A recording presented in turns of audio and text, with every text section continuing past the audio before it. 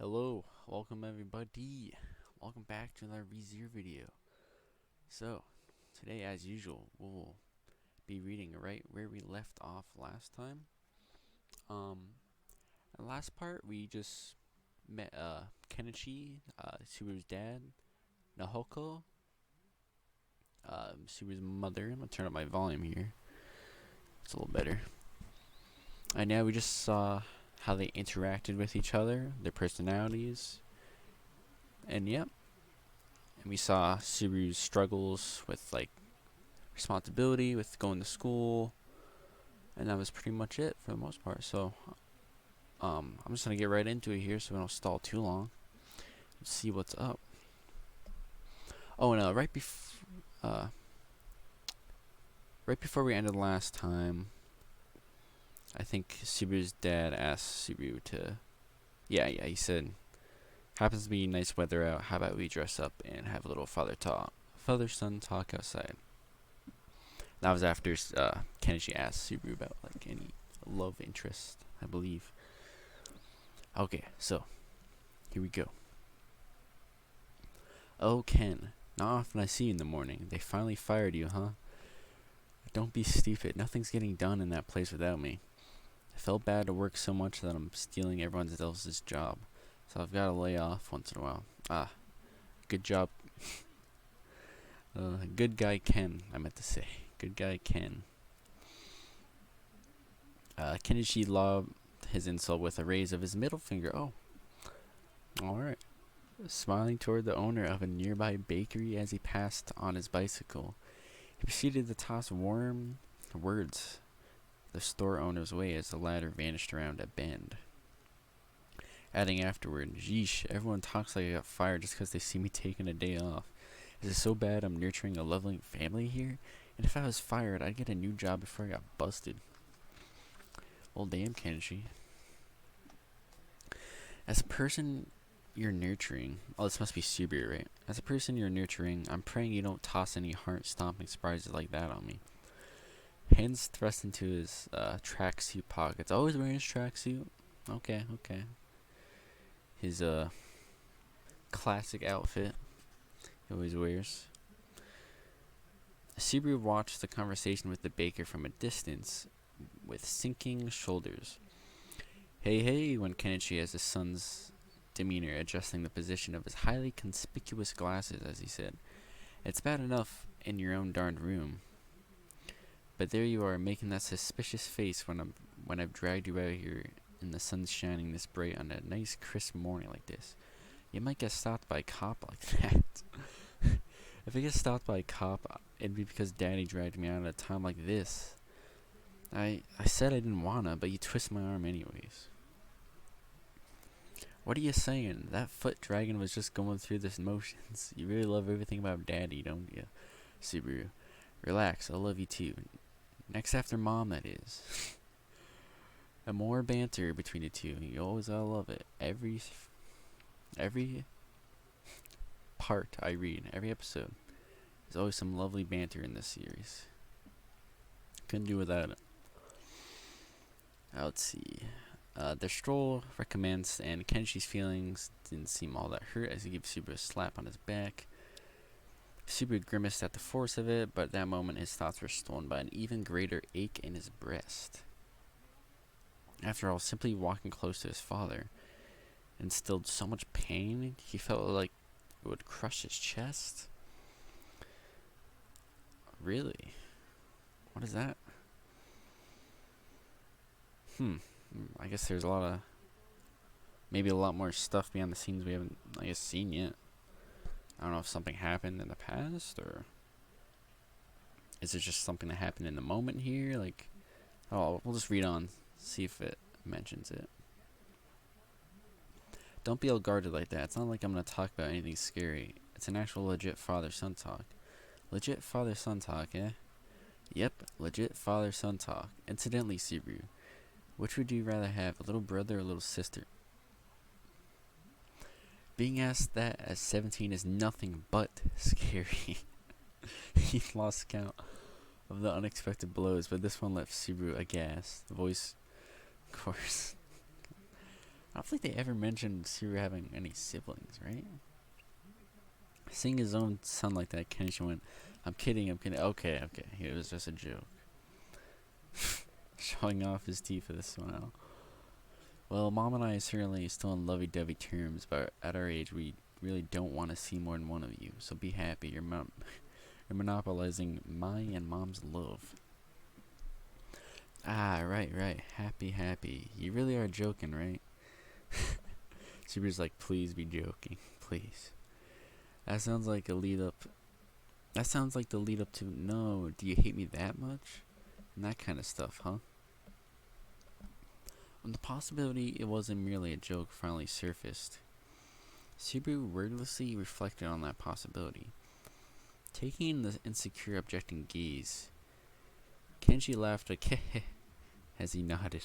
Subaru and his father were walking out a footpath a short distance from home.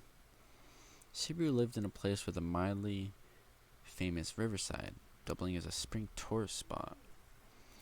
With cherry trees growing alongside the embankment, it was currently the wrong season for cherry blossoms, so the embankment was in full leaf instead. Subaru glanced at the trees as he walked with his father around town. Ken, what are you doing here in the morning? It's a late hour for starting pachinko, I think? It's a late hour for starting pachinko, don't you know? Who are all these people, man? Does Subaru's dad just literally know everyone in his town or whatever? Let's see. Okay. Oh my, Kenichi, by any chance were you seduced by the aroma of curry in the daytime? Oh wow, you're here, Ken. Now that's really funny. Isn't this bad? I just introduced like 2 new people. What the fuck? Everyone knows Ken. Ken's famous or something around here. The bright, sunny, average day made time fly as father and son walked around town that morning with numerous voices tossed their way. No, the voices were not being tossed their way. It's tossed Kenichi's way. They were limited to the father, Kenichi alone. Regardless of whether male or female, young or old, there seemed no limit to the people who knew Kenichi's face. I went for the store owner in the shopping district, the housewife taking out the garbage, the senior schoolgirl with the ganguro look that was rarely seen nowadays, etc., etc. Kenny, it's been a while. You still hanging out with Akita? That Akita guy? He won big at horse racing and used the money to retire and vanished 10 years ago. He still sends New Year's cards, summer greetings cards, winter greetings cards, Christmas cards, and cards on his mom and Pop's birthday. That's a lot of cards. He's committed, apparently. I wouldn't call someone in touch that much vanished, yeah, right? When Subaru inadvertently interrupted with a quip, he quickly covered his mouth. Overhearing his murmur, Kenichi and the solidly built old man he was speaking to looked over. The old man was wearing green overalls and a tag with the name of Riverside on it, so it seemed like a caretaker of some sort. The old man spurring the conversation must have gone way back with Kenichi, his eyes going round as he looked at Subaru. Kenny, it's not often you bring someone along with you. Could this child be... Oh, he's known Kenichi for like a super long time and doesn't even know who Subaru is? That's interesting. Huh. Yeah, this is my son. Nah, I should correct that. My beloved son. What a guy. Good guy, Ken. Oh, I knew it. Somehow. He seemed like the spitting image of you when you were, maybe not so much. He takes after his mother, perhaps? I get that a lot, especially about the look of my eyes. Yeah. In the last part, Kenichi mentioned, in terms of looks, Subaru, I guess, got his mother's genetics mostly, in terms of his face. Yeah, especially about the look of my eyes. Amid the very average construction of his face, he inherited Nahoko's extremely charismatic 3 white eyes look. In terms of outward appearance, about the only thing Subaru had inherited from Kenichi was the somewhat limited length of his legs. That's it, huh? When Subaru gave that non-committal reply, the old man eagerly nodded. I'm surprised, though. That Kenny got old enough to have a boy this big. I guess I'm getting old, too. If Akita was drowning, I don't have any strength in my body to go swim and save him. Well, I don't even... Well, I don't think even that Akita guy is enough of a kid to go play in a river and drown. I certainly hope not.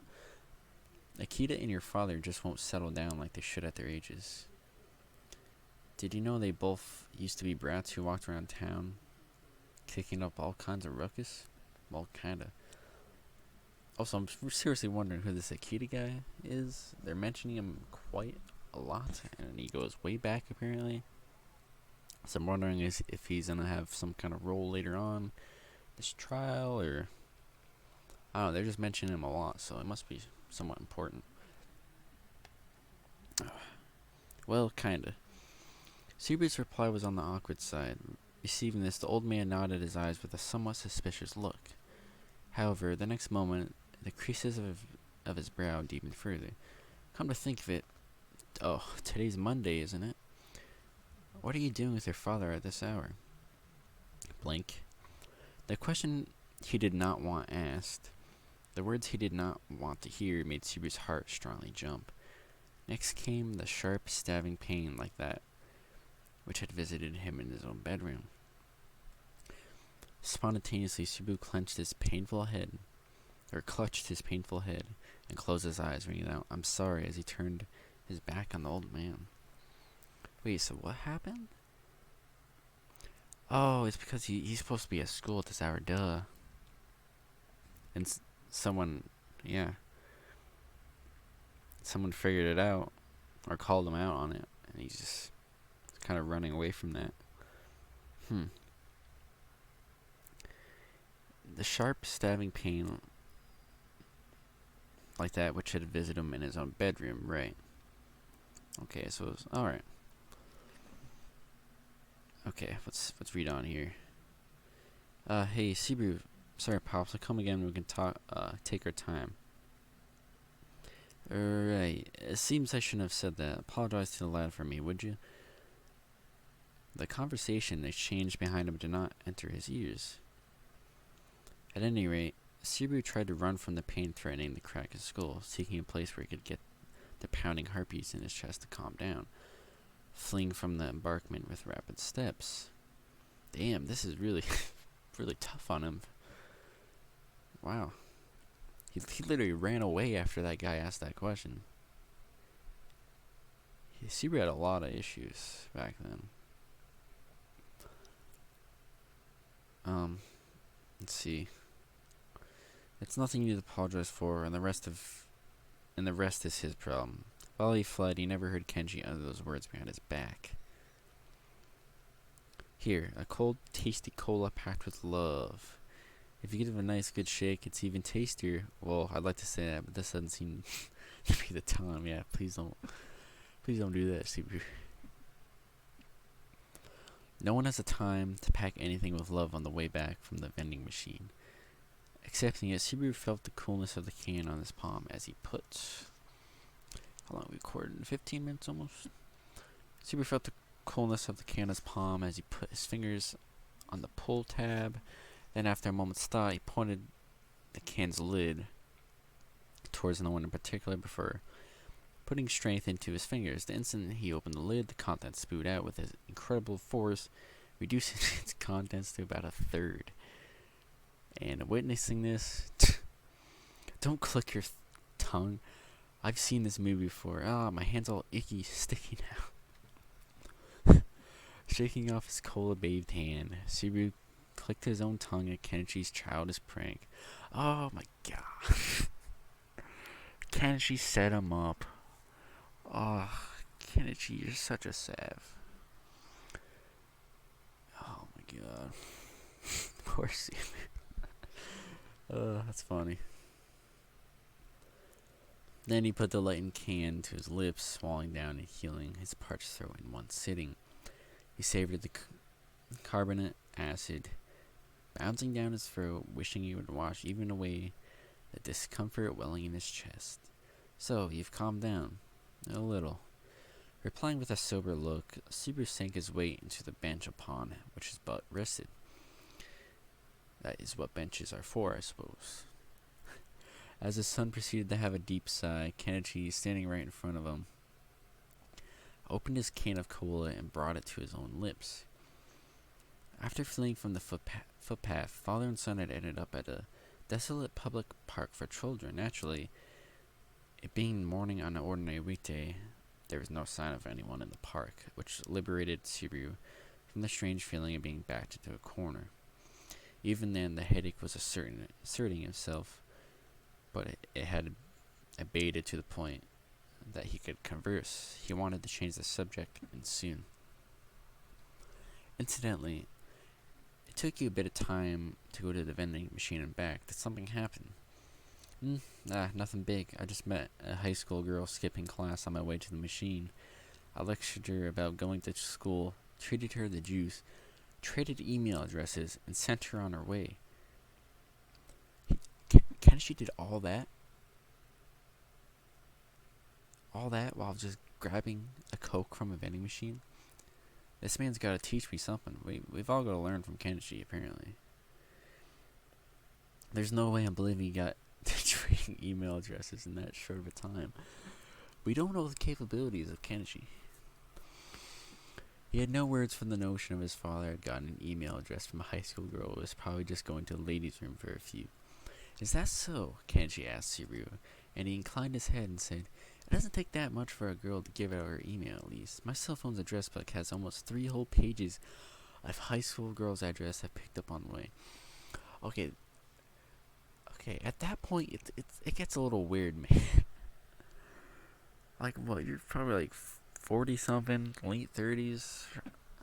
You're picking up high school girls' email addresses? It's kind of sus. It's kind of sus, man.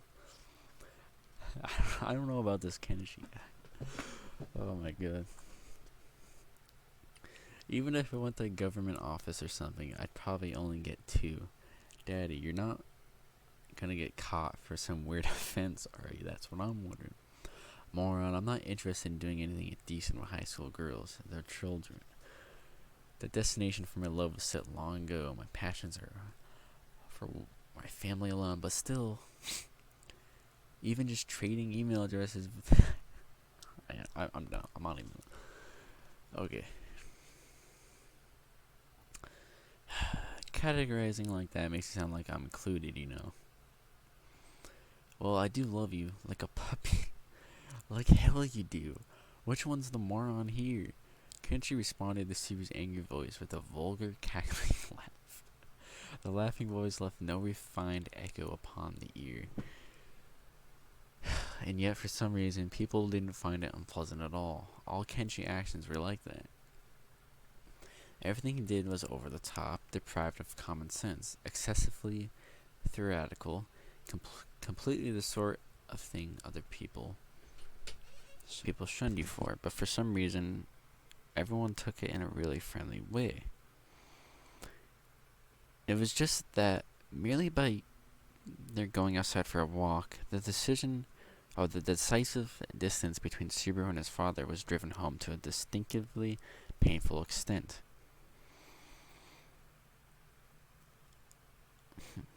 Looks like you're in pretty bad shape across the board. That being the case, Subaru, how about I carry you back home on my back? I don't need that, and I don't need to go back. Even if I go back, it'll be together and all. What the hell, man? If anything, his mother, Nahoko, was home, so Subaru's condition would probably get even worse. He was coming to understand the cause of the pain arriving without cease. His guess was right. The pain began to assert himself whenever he was in the same place as Kenichi and Nahoko, his father and mother. In other words, so what? Even my body decided to finally chew me out. Did it mean his body had finally begun to cry out at the sense of guilt racking him from continuing to flee? He spent day after day holding his knees inside his room as The hands of the clock reproached him for remaining inside his shell. He had an unpleasant feeling, almost as if someone were railing at him over his procrastination in a loud voice from inside his own head. Yeah, all this is just catching up to him, you know. All this avoiding and running away. Can't run away forever, Subaru. Can't do it forever.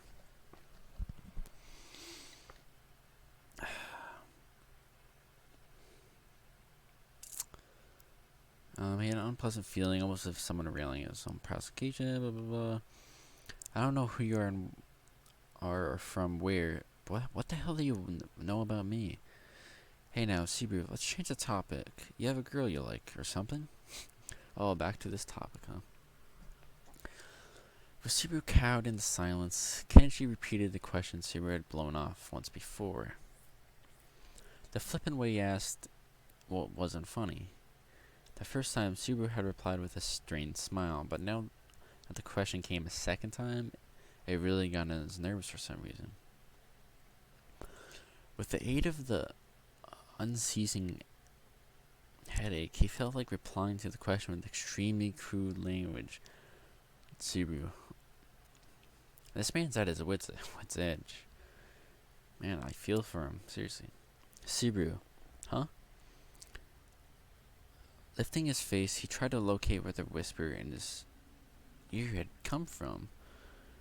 But however much his gaze wandered, he could not locate the speaker. The only person in the park besides Subaru was Kenichi.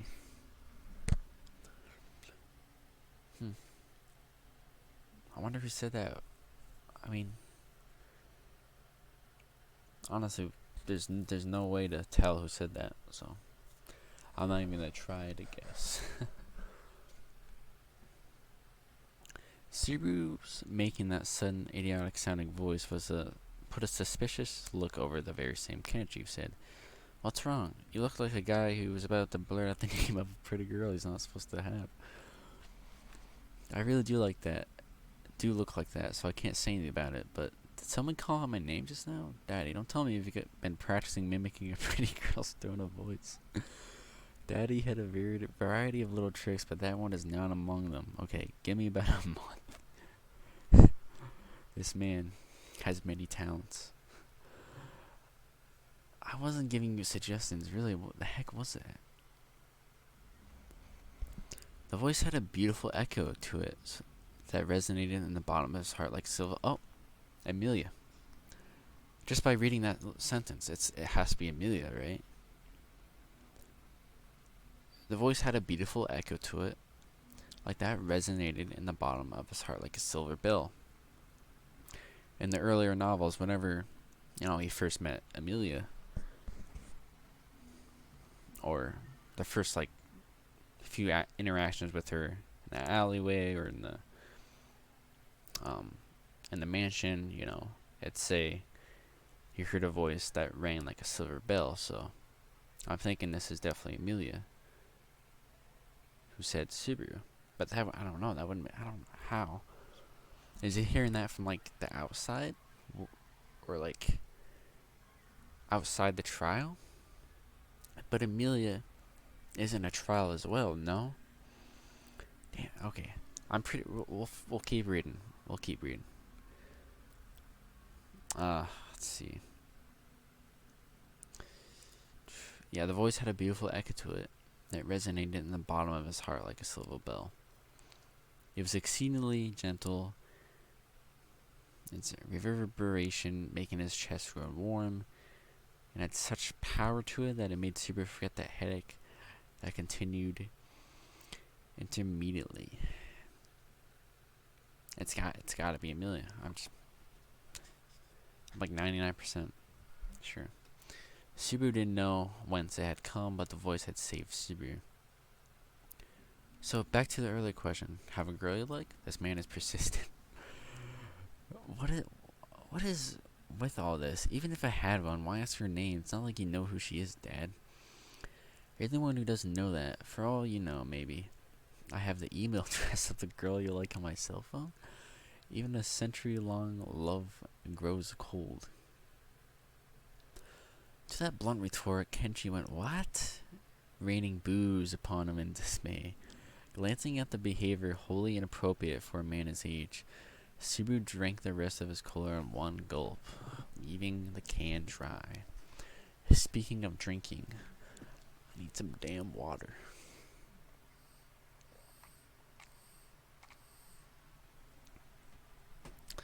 Okay. You don't need to put it off anymore. You can come right out and say, "Why aren't you going to school?" and whatever. Okay. This is gonna be super hard for Subaru, I'm guessing, to even talk about this stuff, because I can slightly relate. Not as much as, not as bad as his situation, but I can kind of feel for him. And here I was actually being considerate to someone for once. You're a son who can't read the mood. Well, it's not like you're wrong. That actually is what I wanted to talk to you about. I think I'm doing a bad thing to both of you.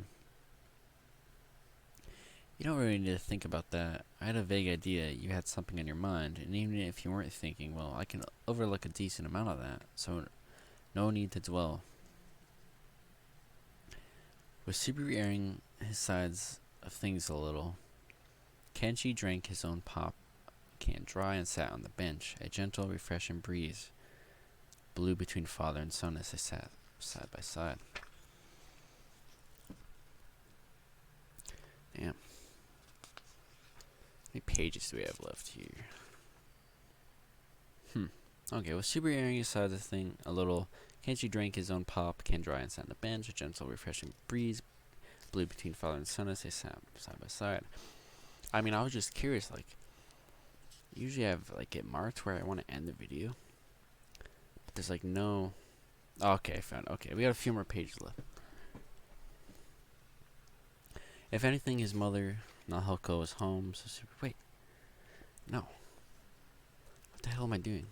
A gentle, refreshing breeze blew. Okay, here we are. The two proceeded to stare ahead, neither looking at the other's face as they wove their words. This might not exactly be the prevailing view, but I don't think school is everything. I mean, you won't hear that out of my mouth when I didn't take school seriously either.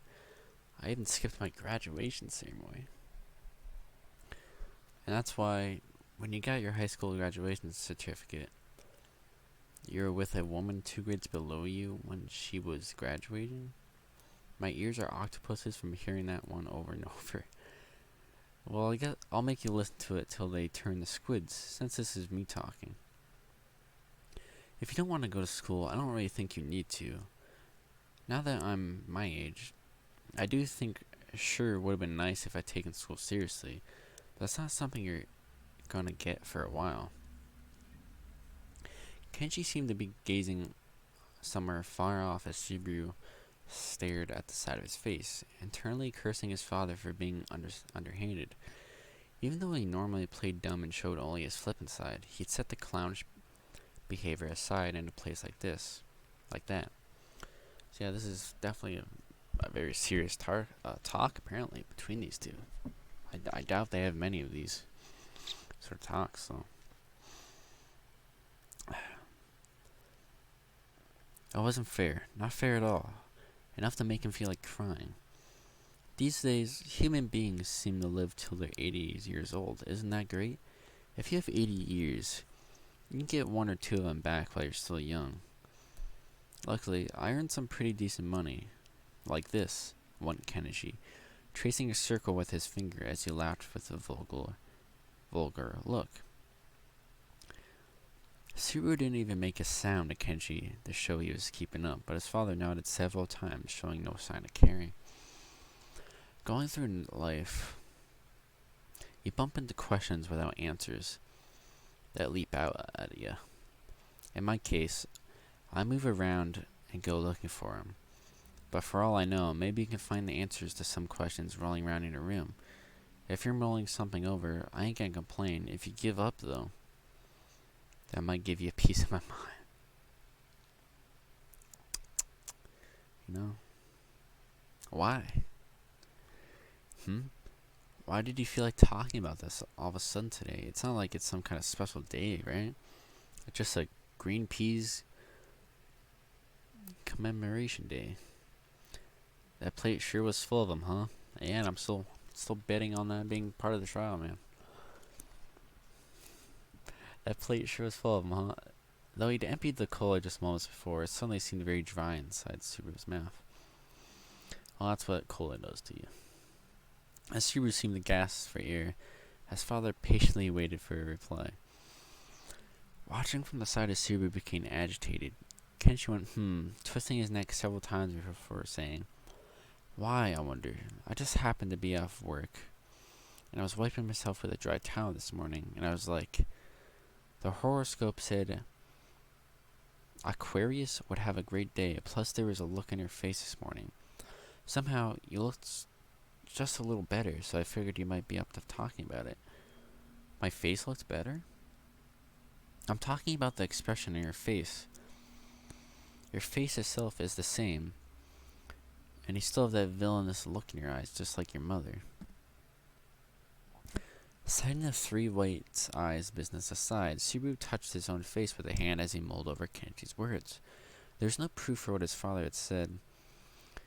That his face was better meant there had been a change, but whence in Subaru's way of life to date had such a change come about? Nowhere. Therefore, Kenichi had to have misread him. Nothing had changed yesterday, nor would it tomorrow. That was fine, and that was what he intended. If he kept it up, no doubt at some point Kenichi and Nahoko would just realize it. Just what exactly Subaru was really after.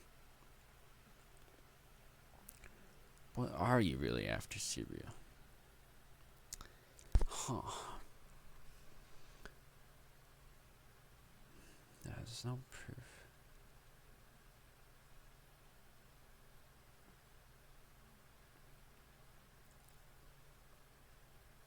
Huh. Just what Subaru is really after. I'm not sure what he means, or what that could be. Maybe he just wants them to leave him alone. Man. I'm also curious when season 2 comes around in the anime. I hope they don't like skip around this stuff. Like they don't like rush through this, because this is pretty good stuff. Like good conversations between them, and we're just learning a lot about them, you know. So I hope the anime does a good job, and you know, I'm sure it will. I have my highest hopes for season 2. Just what exactly Subaru is really after.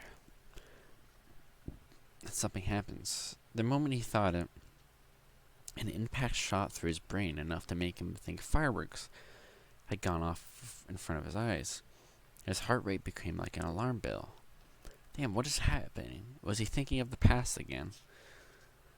He could hear the exaggerated sound of blood flowing through his eardrums, the world going hazy before his eyes, and his having a rising urge to vomit had a common cause. The unpleasant feeling inside his chest had begun to assert itself once more. The sharp pain in his head, the uncomfortable feeling in his chest, both were trying to tell Subaru something. Damn it, what could this mean? I must be like... I can't think of it. Like, I feel like as a reader, we should have some idea what it's talking about. Like, it's about the trial, of course, but... Okay, before that all happened, he was thinking about what he was really after, and then that happened. What he was really after. Maybe what he was really after was something bad, per se. Maybe that's part of the trial, like he has to change himself in that way, like what he wants in his future, or what he values, or I don't know. I'm gonna keep reading though, man. I don't know. but just like the sharp pain in his head, the uncomfortable feeling in his chest, both were trying to tell him something. Hey now, you seriously look like you're having a hard time. Are you alright, Subaru? Naturally, Kenichi couldn't ignore the sight. He reached out a hand to Subaru's shoulder with a worried look on his face. When Subaru felt the touch of his palm, he lifted up his face, sweat on his brow as he tried to think over some kind of reply. It's been hard for you, hasn't it? Blank. Subaru's entire body ran hot when the silver bell voice. It's gotta be Emilia. It's been hard for you, hasn't it? This is exactly what she said in the mansion when Subaru broke down. And he was like crying on her lap. It's been hard for you, hasn't it? Subaru's entire body ran hot when the silver bell voice made his ears quiver once more. It was a voice full of affection and sympathy. The voice seemed to melt Subaru's strained heart, impeding his suffering as the swelling heat swallowed up the pain in the cracks therein. The voice was scorching him. He chased after it without restraint. He clung to it to take back. Thank you, Subaru. The sight of silver hair dancing in the wind was seared to his vision. She gazed straight at Subaru with eyes like radiant violet gemstones. The words she wove with her lips were all filled with loveliness. Thank you, Subaru, for coming to save me. What the hell? Who was this? Subaru. His breath caught. His throat was hot. Something was... Man, this is so interesting. Wow. So that's obviously Emilia. Man. There's gotta be something more. Like maybe.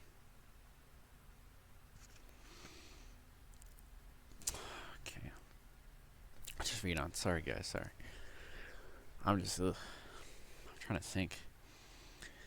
His breath caught, his throat was hot, something was welling up behind his scorched eyes. May the blessings of the spirits be with you.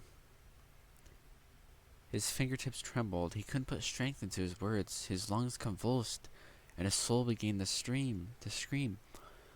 I think you're the only one who's really incredible, Subaru. He covered his face with shaking hands, holding back the sobs in his trembling throat. The welling heat was clicking from his eyes. Subaru, why do you come to save me? Man, this is getting kind of emotional. I'm almost tearing up. This is sad, dude. So yeah, it's pretty much confirmed it's Emilia. Just by your saying, may the blessings of the spirits be with you. Man, and it's like crazy for him because he doesn't even know what this is or who it is, because well, his body knows, but he doesn't actually know the girl. He doesn't know Emilia yet. In the trial, at least. Man, okay. His fingertips trembled. He couldn't put strength in his legs. His lungs convulsed, and his soul began to scream. I think you're the one who's really incredible, Subaru. He covered his eyes with shaking hands, holding back the sobs in his trembling throat. The welling heat was trickling from his eyes. Subaru, why do you come to save me? The answers to his questions were already inside him. Yes, they are. Like I was saying, like his body knows. He deep inside he knows. But the instant he found him, the ferocious emotions and the sense of discomfort inside Subaru had both vanished. The skull splitting pain, the rising urge to vomit, the dizziness making the world grow hazy, the heartbeats growing more urgent as the decision just seemed to draw near. Where all of them converged, Subernatsky found his answer. He lifted his face, wiping away the tears that seemed due to trickle down at any moment. As if to shake off the tears of regret on that sleeve, he strongly clenched his fist, and then, "Sorry to make you worry. I'm alright now." "That's so. If you're just down in the dumps, that's fine, but don't make me worry so much." "Yeah, my bad. Besides, about the question from earlier." Oh, is he back? Does he remember everything? Oh my god. He's gonna say he has a girl he loves, or he likes. I'm calling it.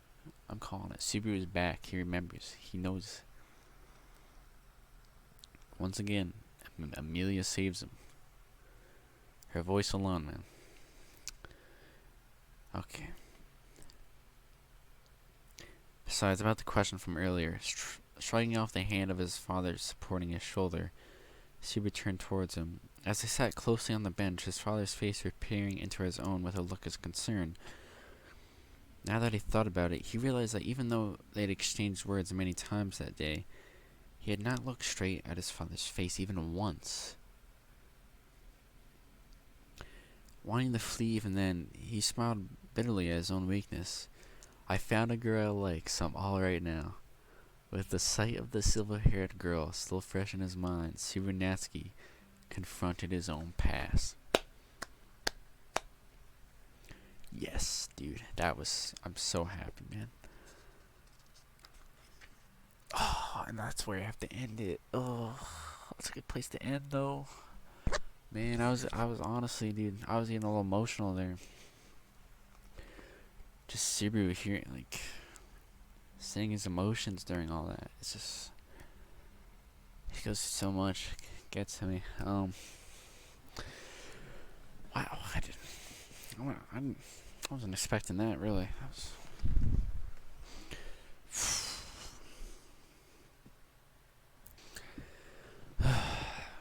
Wow.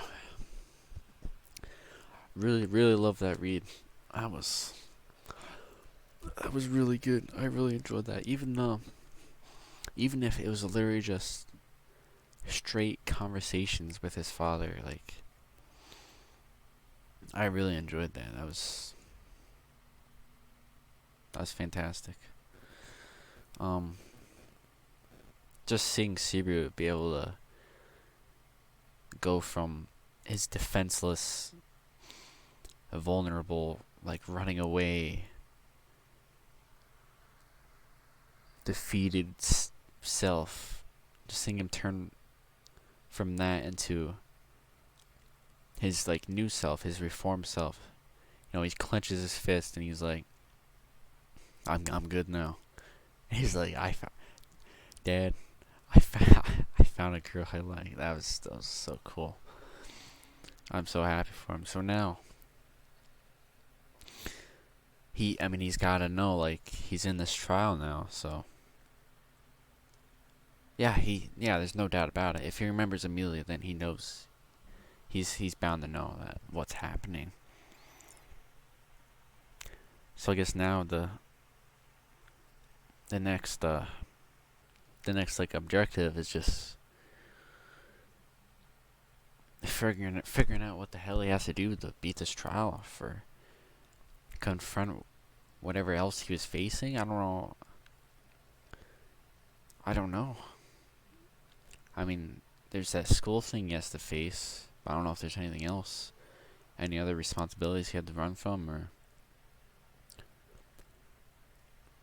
just anything. I don't know. But man, it's just crazy how just something out of serious can just do that to you. Just straight conversations with his dad about. It was just so fun. It was went from the banter to the seriousness and the sadness to the freaking him about to throw up. His heart's freaking convulsing. Like, damn, that was crazy. Wild ride of emotions. Just from that. Like, I can't even imagine what the later parts of this chapter could be. Or next chapter, but. With that said, I will have to end it there before we get to an hour-long video. Because it's going on 50 minutes before I. Well, I'm sure it'll be like 45 after I cut some parts. Um, but if you made it this far, thank you very much for watching. Please leave a like if you enjoyed it. Leave a comment if I missed something, or if you want to explain something to me, if I couldn't understand it. But other than that, thank you. Thank you very much, and I will see you guys in the next part. Peace.